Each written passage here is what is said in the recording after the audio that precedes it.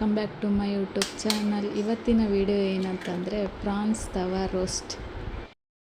ನಾವಿಲ್ಲಿ 1 kg ಪ್ರಾನ್ಸನ್ನು ನೀಟಾಗಿ clean ಮಾಡಿಸ್ಕೊಬಂದು ಮನೆಯಲ್ಲಿ ಒಂದು ಸರಿ ನೀಟಾಗಿ ತೊಳೆದು ಒಂದು ಪಾತ್ರೆ ತೊಗೊಂಡಿದ್ದೀವಿ. ಈಗ ಇದಕ್ಕೆ 2 ಮೊಟ್ಟೆ ಹಾಕಬೇಕು.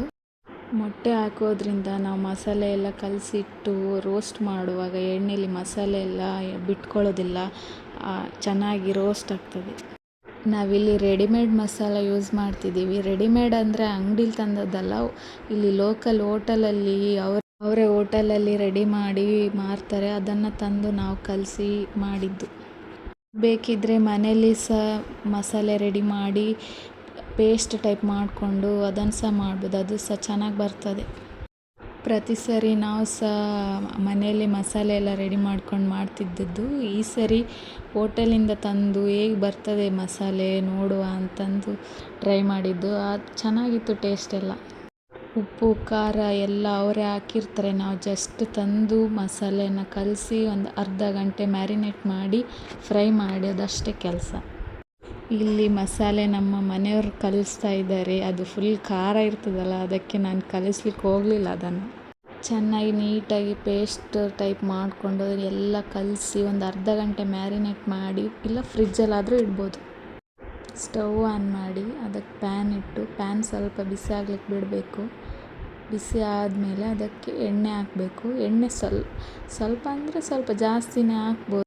ನಿಮಗೆ ಎಷ್ಟು ಎಣ್ಣೆ ಸಾಕಾಗುತ್ತೋ ಅಷ್ಟು ಎಣ್ಣೆ ಹಾಕಿ ಅದನ್ನು ಬಿಸಿ ಮಾಡಲಿಕ್ಕೆ ಬಿಡಬೇಕು. ಲೋ ಫ್ಲೇಮ್ನಲ್ಲೆಲ್ಲ ಮೀಡಿಯಮ್ ಫ್ಲೇಮಲ್ಲಿ ಇಟ್ಟು ಬಿಸಿ ಮಾಡಿ ಸ್ಟಾರ್ಟಿಂಗು. ಇನ್ನು ಯಾರೆಲ್ಲ ನಮ್ಮ ಚಾನಲ್ನ ಸಬ್ಸ್ಕ್ರೈಬ್ ಮಾಡಿಲ್ಲ, ಪ್ಲೀಸ್ ಸಬ್ಸ್ಕ್ರೈಬ್ ಮಾಡಿ ನೋಡಿ.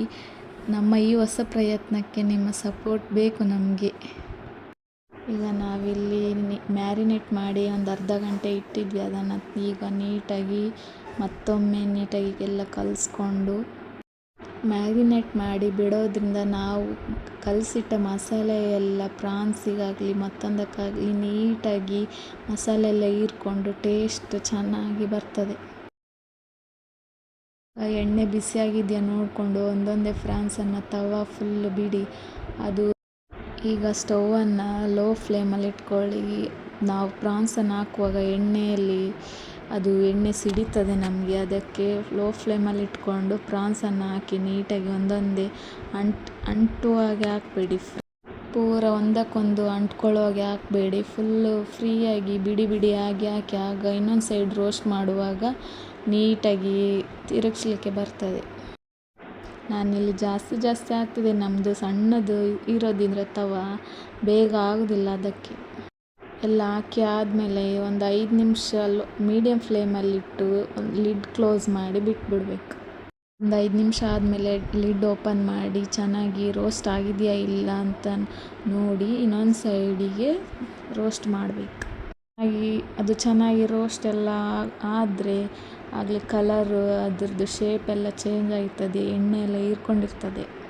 ಒಂದು ಸೈಡ್ ಚೆನ್ನಾಗಿ ರೋಸ್ಟ್ ಆಗಿದೆ. ಈಗ ಇದನ್ನು ಇನ್ನೊಂದು ಸೈಡ್ ಬೇಯಿಸ್ಕೊಳ್ಬೇಕು. ನಮ್ಮದು ಚಿಕ್ಕ ತವಾ ಆಗಿದ್ದರಿಂದ ನಾನು ಈ ಥರ ಮಾಡ್ತಿದ್ದೀನಿ. ನೀವು ಒಂದೊಂದೇ ಬೇಕಿದ್ದರೆ ಇನ್ನೊಂದು ಸೈಡ್ ಮಗುಚಿ ಹಾಕ್ಸ್ಕೊಂಡು ಮತ್ತೆ ಒಂದು 5 ನಿಮಿಷ ಲಿಡ್ ಕ್ಲೋಸ್ ಎಲ್ಲ ಮಾಡಿ ಬೇಯಿಸ್ಕೊಳ್ಬೇಕು.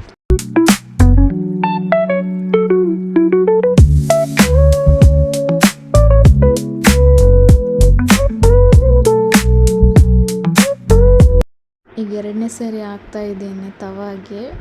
ಸ್ವಲ್ಪ ದೂರದಲ್ಲೇ ಹಾಕಿದರೆ ಇನ್ನೊಂದು ಸೈಡ್ ರೋಸ್ಟ್ ಮಾಡಲಿಕ್ಕೆ ಚೆನ್ನಾಗಿ ಇದಾಗ್ತದೆ. ಅಂಟ್ಕೊಂಡ್ಬಿಟ್ರೆ ಟೇಸ್ಟ್ ಚೆನ್ನಾಗಿರಲ್ಲ ಅದೆಲ್ಲ. ಎಣ್ಣೆ ಬೇಕಿದ್ದರೆ ನೀವು ಜಾಸ್ತಿ ಹಾಕ್ಕೊಳ್ಬೋದು. ನಾವಿಲ್ಲಿ ಸ್ವಲ್ಪ ಹಾಕ್ಕೊಂಡಿದ್ದೇವೆ, ಫುಲ್ ಮತ್ತು ಆಯಿಲಿ ಅನ್ನಿಸ್ತದೆ ಅಂತ. ತವಾ ಫುಲ್ ಹಾಕಿ ಮತ್ತೆ 5 ನಿಮಿಷ ಲಿಡ್ ಕ್ಲೋಸ್ ಮಾಡಿ ಬಿಡಬೇಕು. ನಾವು 1 kg ಪ್ರಾನ್ಸ್ ತೊಗೊಂಡೋದ್ರಿಂದ ನಮ್ಮ ಮನೇಲಿ ತವಾ ಚಿಕ್ಕದಿದ್ದಿತ್ತು, ಹಾಗಾಗಿ ಸ್ವಲ್ಪ ಹಾಕಿ ರೋಸ್ಟ್ ಮಾಡಿ ತೆಗಿತಾ ಇದ್ದೆ.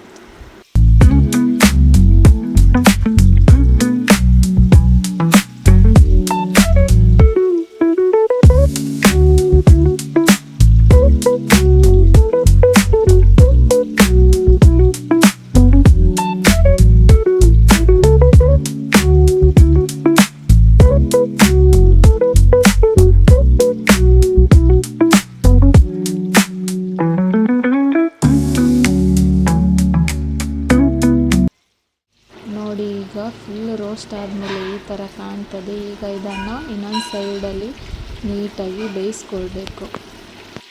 ತುಂಬ ಟೈಮ್ ಏನು ಹಿಡಿಯಲ್ಲ, ಇದು ಬೇಗ ಬೇಯ್ತದೆ.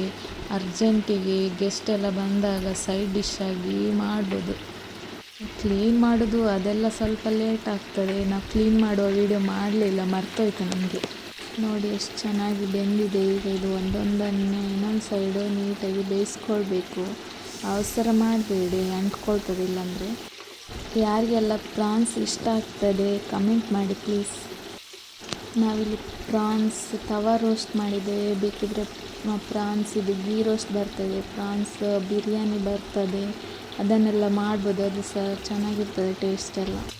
ಯಾರೆಲ್ಲ ಟೇಸ್ಟ್ ಮಾಡಿಲ್ಲ ಒಂದ್ಸರಿ ಟೇಸ್ಟ್ ಮಾಡಿ, ನಿಮಗೂ ಸಹ ಇಷ್ಟ ಆಗ್ತದೆ. ಚಿಕ್ಕ ಮಕ್ಕಳಿಗಂತೂ ತುಂಬ ಇಷ್ಟ ಆಗ್ತದೆ. ಸ್ವಲ್ಪ ಸ್ವೀಟಾಗಿರ್ತದೆ ಇದು.